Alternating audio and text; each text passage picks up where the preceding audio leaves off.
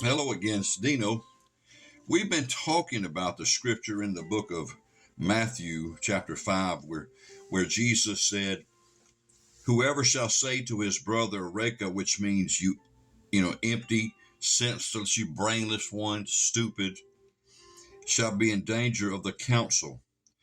And then he said, "But whosoever shall say, you fool, shall be in danger of hell itself." Fool, part of that means you lowlife, you idiot, you stupid non-achiever, just a very ugly word. The word fool is, and how often we have had such kinds of things in our hearts and have said such things about others. But Jesus said it ought not be so. It puts you in danger of hellfire. And we talked about, because God, his sensitivity about things is a whole lot more than ours. You and I, we talked about, you look at somebody in disgust and you just roll your eyes at them because you just want to make them feel, some of your yuck. You want to poison them with a bad day by you looking at them sarcastically and rolling your eyes. And you walk off and you don't think hardly anything else about it.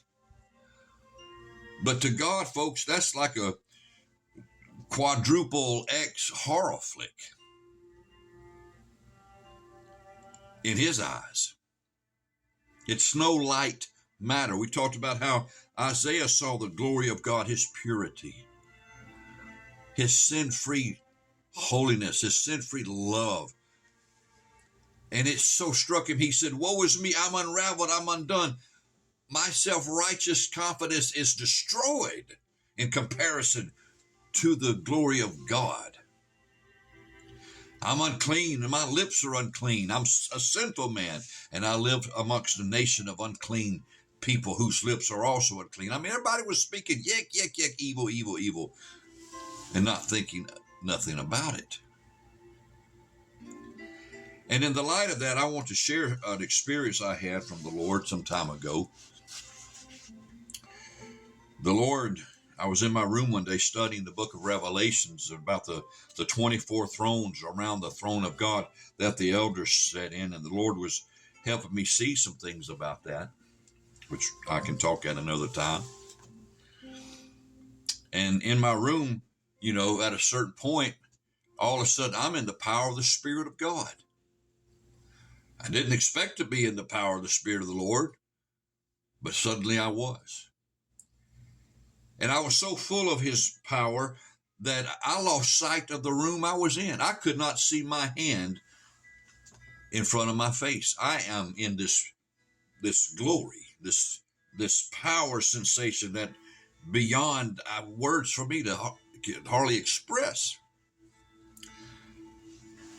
And eventually I began to ascend upward.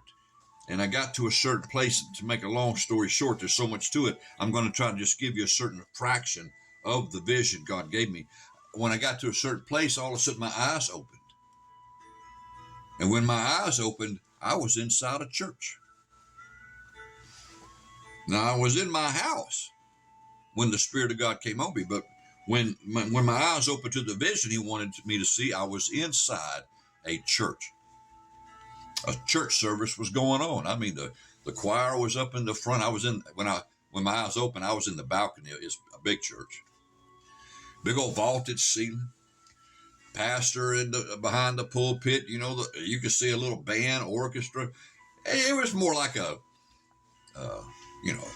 Baptist, Pentecostal, Methodist kind of a church service looking. Big choir. And I looked down at the people were in the seats below, I could see the people in the balcony to my right. And I mean, folks, this was as if it was actually happening. I could go, and the man next to me, I could pull his shirt and just play with it, move it up and down. I could pull his hair. I mean, it was that real. And in this power,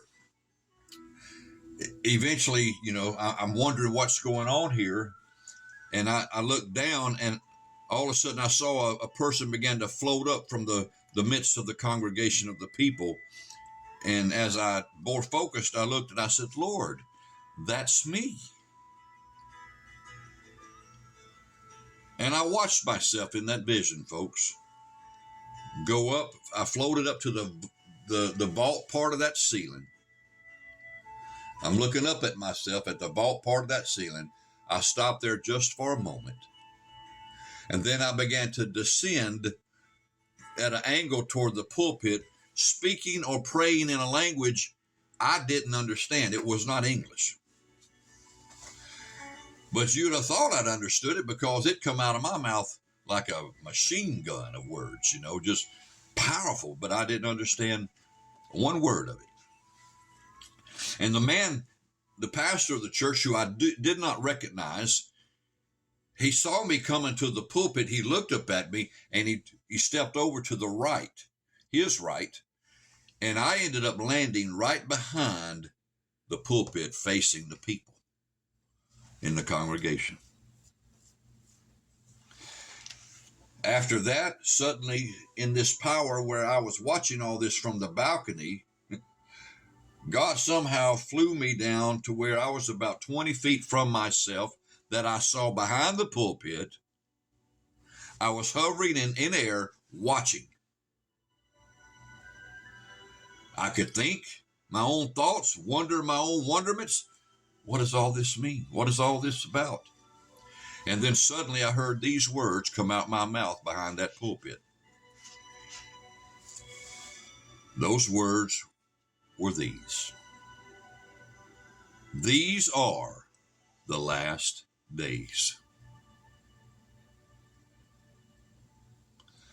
Right after I said that, the power that was upon me, that was enabling me to watch all this, it took me into the Dino behind the pulpit that I was watching and immersed me into the Dino I was watching behind the pulpit. I mean, it's just like, and all of a sudden that power of the spirit I was in made me one with the vision I was seeing.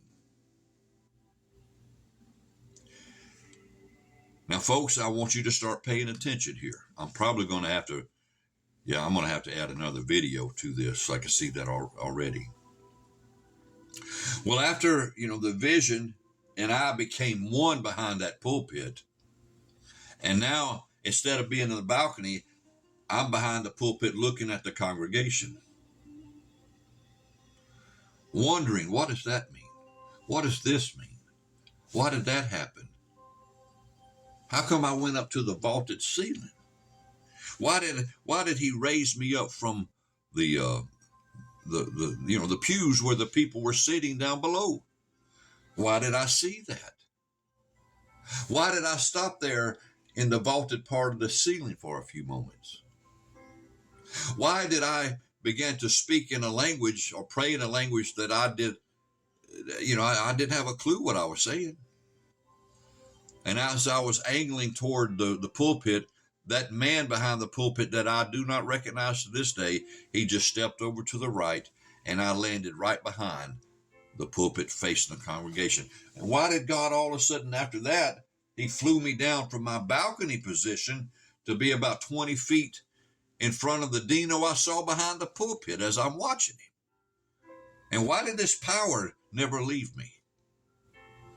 And then why all of a sudden did the Lord, hover me toward the Dino I saw behind the pulpit and immersed me into him, making me one with the vision? I'm going to start another video. I just need that, more time.